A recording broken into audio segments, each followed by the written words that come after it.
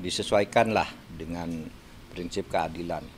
Karena pertama dulu saya bicara threshold untuk presiden, lalu yang kedua saya bicara untuk pilkada itu kalau memang calon perseorangan itu boleh 6% misalnya ya, atau boleh 10%, maka partai politik dan gabungannya juga boleh dong 10%, karena dia lebih real. Sedangkan yang 10% perorangan ini terkadang tidak jelas juga, dia sudah milih parpol, jadi menyerahkan KTP-nya ke orang, kan jadi rancu. Oleh sebab itu menurut saya parpol itu disejajarkan dengan calon perorangan persyaratannya, dan ini yang dulu sudah pernah saya katakan, karena itu tidak akan pernah menciptakan keadilan.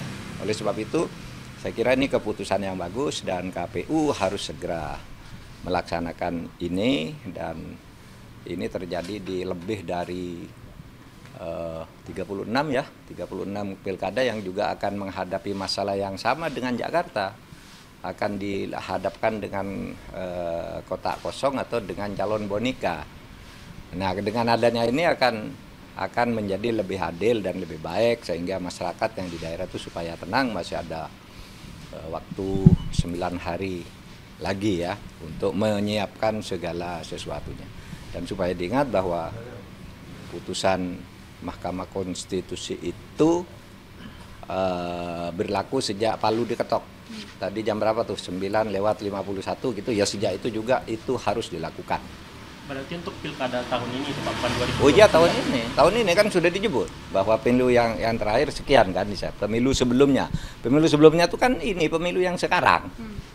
Di dalam arti undang-undang pemilu yang sekarang ini. Oleh sebab itu harus dilaksanakan dengan sebaik-baiknya. Artinya Pak Mahfud melihat dengan adanya putusan MK tadi pagi ini adalah peluang untuk meminimalisir kota kosong yang dari kemarin sudah dibahas sama masyarakat, begitu Pak? Iya, peluang untuk meminimalisir ketidakadilan dan permainan curang, perbuatan melawan hukum tapi perbuatan melawan moral, melawan mala inse namanya. Jadi ya sekarang saya kira KPU udah tahu, semuanya udah dengar, dan menurut saya tidak boleh ada alasan saya belum mendapat putusan MK. Putusan MK itu langsung diberikan begitu Palu diketok, langsung diserahkan hari itu juga. Nggak bisa beralasan, wow saya belum nerima apa putusannya, tadi udah disuruh bawa pulang. Itu aturan. Cukup? Ada putusan lain Pak, nomor 70 yang diduga terkait dengan syarat usia. Ya Pak, sejak penetapan usia cagup 30%, 30 umur. 30 tahun sejak penetapan Pak. Ya itu berlaku juga, tentu saja berlaku juga. Kan putusan MK berlaku sejak diucapkan, dan putusan MK itu kedudukannya lebih tinggi dari peraturan KPU, lebih tinggi dari peraturan pemerintah, sekalipun putusan MK itu adalah undang-undang, negative legislature ya. Jadi dia langsung berlaku gitu. Kalau ada peraturan di bawahnya yang bertentangan dengan itu langsung berlaku gitu. Tidak ada perdebatan tentang itu. Walaupun sebelumnya sudah diputus oleh MA usia 30 tahun. MA itu kan memutus KPU. Ya, memutus peraturan KPU, ya kan? Sedangkan MK memutus undang-undang. Lebih tinggi undang-undang kan? Memutus bahwa undang-undangnya begini. Nah, peraturan KPU itu harus ikut yang undang-undang. Yang undang-undang itu ya putusan MK itu. Kalau putusan MA itu hanya memutus KPU. Jadi putusan MK itu menganulir putusan MA yang sebelumnya ya? Teranulir dengan sendirinya mestinya. Pak, dengan putusan MK ini berarti PDIP bisa nyawa pertama di pilkada DKI Jakarta yang sedang dibahas rumah kota kosong juga ini Pak. Ya bukan hanya PDIP, saya bukan anggota PDIP jadi saya tidak tahu. Tetapi itu berlaku bagi semuanya, bukan hanya PDIP. Semua partai yang sekarang sudah terlanjur bergabung pun, di KIM misalnya, KIM Plus itu, loh saya kalau tidak bergabung dapat sendiri nih, bisa. Ini kan belum pendaftaran, ya. Itu kan belum pendaftaran. Jadi masih ada kemungkinan 12 partai yang kemarin bergabung itu keluar dari...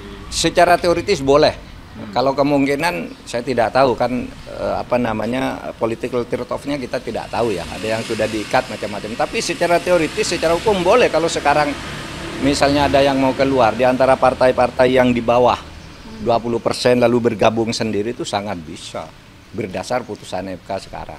Pak Mahfud ini Kan belum daftar juga kan mereka. Ini kan baru kontrak politik. Pendaftarannya nanti tanggal 27. Jadi sebelum tanggal 27 tuh bisa membubarkan diri dan membuat koalisi baru. Ya